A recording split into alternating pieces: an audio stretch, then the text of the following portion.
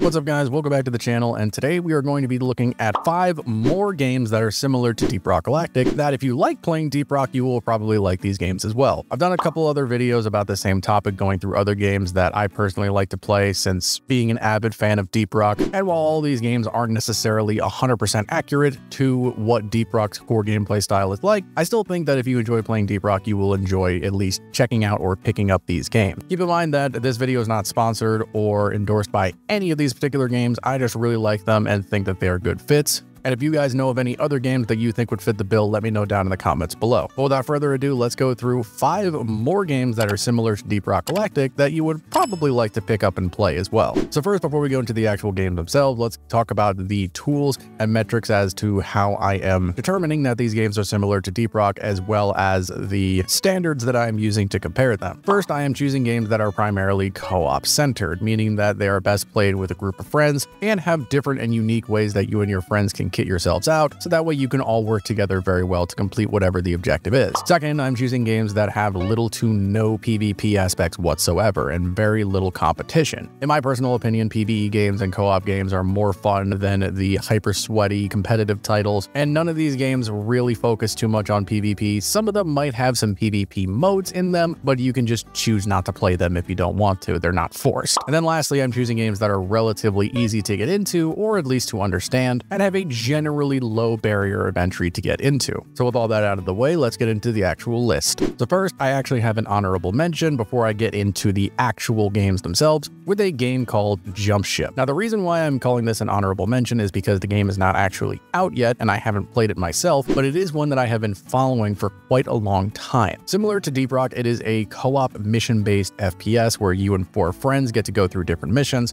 But in this game, you are piloting and crewing your own personal spaceship and going through the missions that way. Basically, you and your friends man this ship and you jump from sector to sector, completing objectives, both on and off the ship in normal FPS combat or giant ship-to-ship combat, wherein which you progress, upgrade yourselves, kit yourselves out to do specific things, and make your ship function differently depending on how you upgrade it. You have to work together to keep it maintained as well as to keep the enemies off of you, and it just looks like it's going to be a lot of fun when it does eventually come out. It's slated to release in 2025, and I personally cannot wait for it to come out, and it definitely seems to capture the same sort of co-op team-based adventure that Deep Rock has, where you're working together to complete a goal, and it has a little bit of Starfield-esque type space combat in it, which I cannot personally wait for. Now going into the actual list, the first game we have on our list is Void Crew. Void Crew is honestly relatively similar to Jump Ship that I just talked about, where you and your friends crew a spaceship and go through different missions. Albeit it's a little bit different than Jump Ship, since there isn't a whole lot of focus on any real FPS gameplay, and it's pretty much just solely focusing on the ship, but it's still a lot of fun when you have a full team that can work together at crewing the ship. Basically, you work together to maintain the ship and fly from sector to sector, jumping, and complete various objectives like exploring ruins, protecting ships, gathering information, taking out enemies.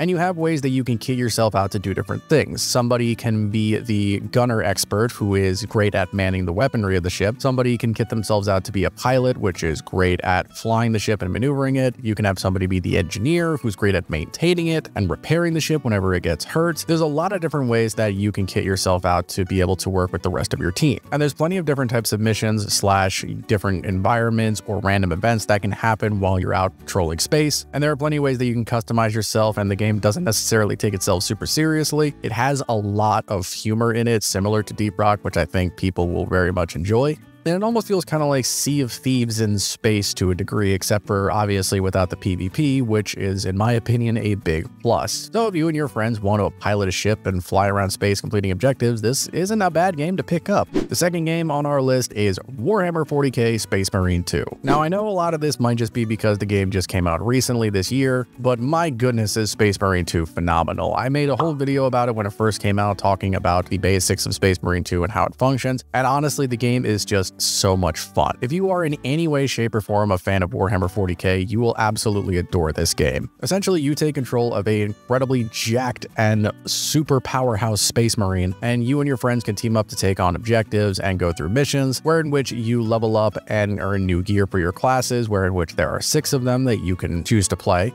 And the campaign and story mode are phenomenally done as well, especially if you did play the first one. If you didn't, you might be a little bit lost, but they do hold your hand a little bit and explain the basics of the first game to a good degree. And the combat and gameplay of this game is just so satisfying and incredibly fulfilling. You're just wading through enemies, just absolutely demolishing them, executing them incredibly brutally, and you could change up your class or change up the different weapons that your class is using to help keep gameplay feeling fresh. And while yes, there is a PvP versus mode, you have absolutely no incentive to actually play it. You don't necessarily need to, so you can just completely ignore it if you want. And the PvE is phenomenal because the missions you go through, they are cinematic and they are also incredibly fun to play through with your friends. Again, if you're a fan of Warhammer and you like hack and slashes and third-person shooters that you can play through with your friends, this is a phenomenal addition. Coming in at number 3, we have Rip Out. Rip Out is a very unique game that I found a little while ago that is surprisingly fun to go through. It has a very unique theme to it as well. Essentially, it's similar to the other games that we've talked about, where it's a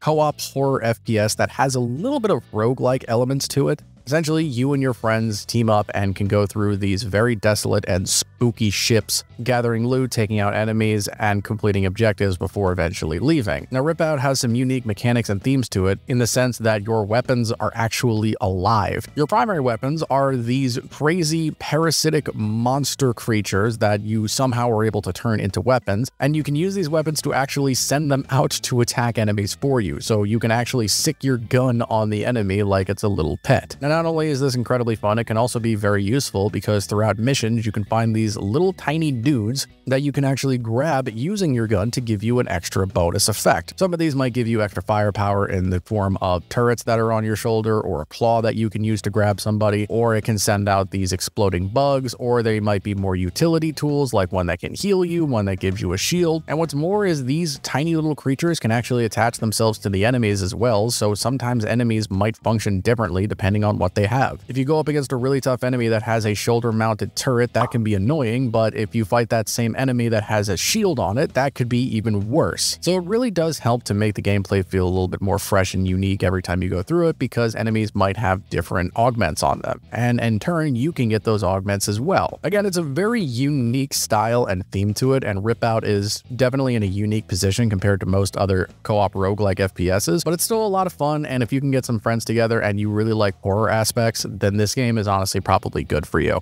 Coming in at number 4, we have not necessarily one game, but several games, but basically the entirety of the Borderlands franchise. I don't think I really need to talk too much about the Borderlands franchise because I'm sure everybody has played at least one, if not multiple, of the Borderlands games, but basically any of them can fit the bill for an enjoyable experience if you like the same core of Deep Rock. It's funny, it's enjoyable, it's an absolute blast with friends, and you have several different ways that you can customize yourself. Personally, I will stand by the fact that Borderlands 2 is one of my favorite games of all time, and although I wasn't crazy about at least the story direction of Borderlands 3, I did still very much enjoy the gameplay style that they have. It still has that same looter-shooter powerhouse feel to it, which at core is what Borderlands has. It's a 4-player class-based looter-shooter where you and your friends just blow everything up around you with a variety of gazillions of different weapons, and the entire series is incredibly fun. And if you've never played any of the Borderlands games, I would highly recommend at least trying them out. The first and second one are phenomenal. Again, while the third one's story was a little bit odd, I still really liked the gameplay, and the same goes for Tiny Tina's Wonderlands. I know some people have a couple of mixed opinions about that, but I thought the game was still at least somewhat fun.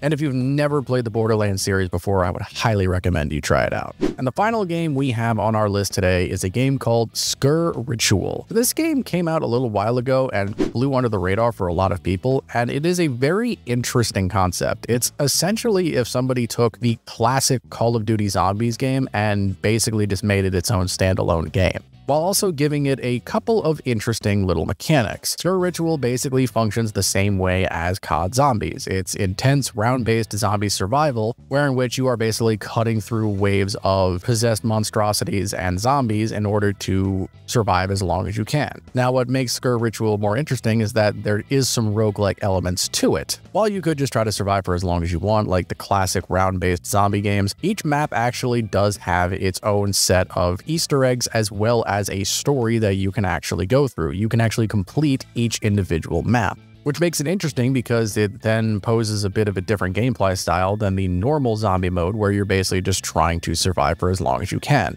And like I said earlier, it has a little bit of roguelike elements to it. As you progress and as you go through rounds and as you gain experience, you will get unlocks and upgrades that you can give to your abilities and just yourself as a character that can help you build out to a certain way. You can make it so that way when you melee enemies, you create a lightning storm around you, or whenever you use your healing tonic, you make yourself invulnerable to damage for a short period of time. It's a nice mix of old school and new school styles of co-op games where you have the classic old school round-based FPS action with a little bit of nuanced roguelike elements added into it, which I think help make a breath of fresh air into the zombie survival aspect. Basically, if you've always wanted to go back to COD Zombies before it got really complicated like it is today, then this is a phenomenal game to pick up. Well, there you have 5 more games that you would probably like if you enjoy Deep Rock Galactic, and I'll have links to all of them in the description so you can check them out on Steam if you want to see for yourself. And again, let me know down in the comments if you guys have any other games that you think should be on this list, and if I get enough, maybe I'll do another one of these in the future. Anyway, I hope you guys found this video informative and entertaining. If you did, please be sure to let me know by hitting that like button and consider becoming a member and subscribing today, as it really helps me out a lot. Rocket Stone Miners, I will see you in the next video.